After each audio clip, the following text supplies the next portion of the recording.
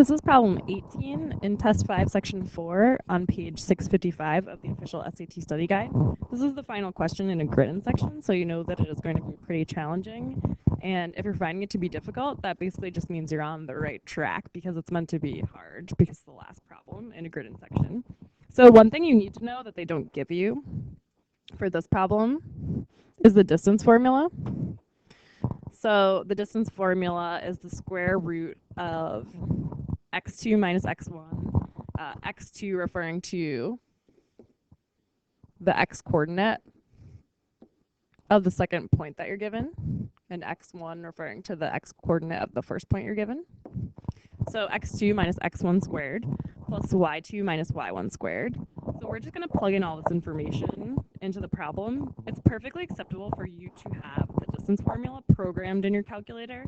And in the bottom of this video, I'll put a link to another YouTube video that will show you how to program that in your calculator if you have a TI-84.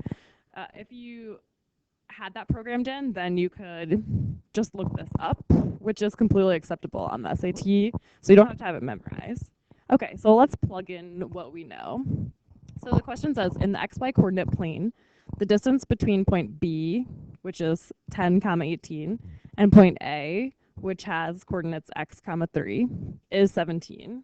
What is one possible value of x? Okay, so we're just going to plug in all this information that we have.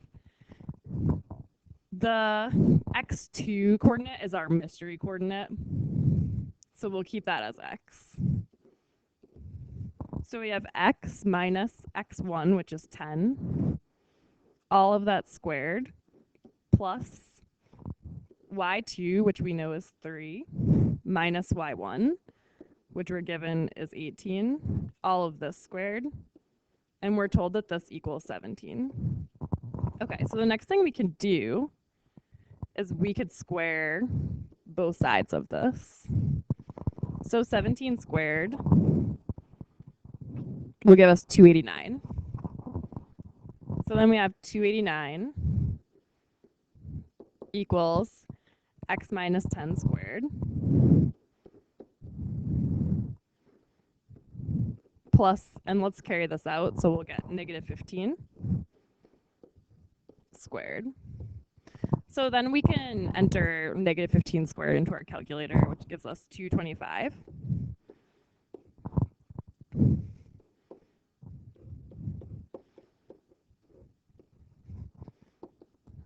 And so now we're just combining like terms. So we want to subtract 225 on both sides. So this will give us 64. So now we have, I'm going to erase and create some more room for this.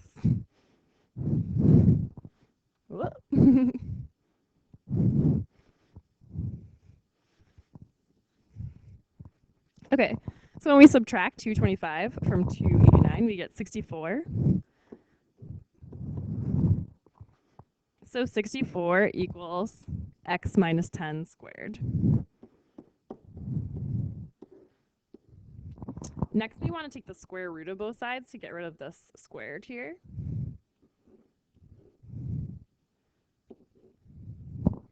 So then we have plus or minus 8 as the square root of 64 equals x minus 10. And that's why there are actually going to be two correct answers for this problem, because you could find an answer for if x is positive 8 and for when x is negative 8. So let's do that.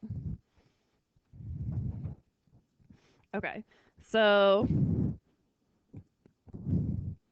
if we're setting everything equal to negative 8, I misspoke a minute ago. X is not going to equal positive or negative 8, but this x minus 10 will equal positive or negative 8. Okay, so negative 8 equals x minus 10, and then we just combine like terms and get that 2 equals x. Or we could get positive 8 equals x minus 10, in which case we'd add 10 to both sides again, and we'd get 18 equals x. So there are two valid answers for this question. X can equal 18 or x can equal 2.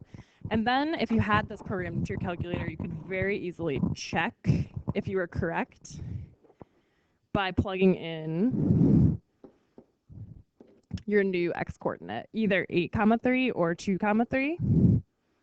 along with this coordinate, and it would give you the distance of 17. So that would be a nice way to check your answer.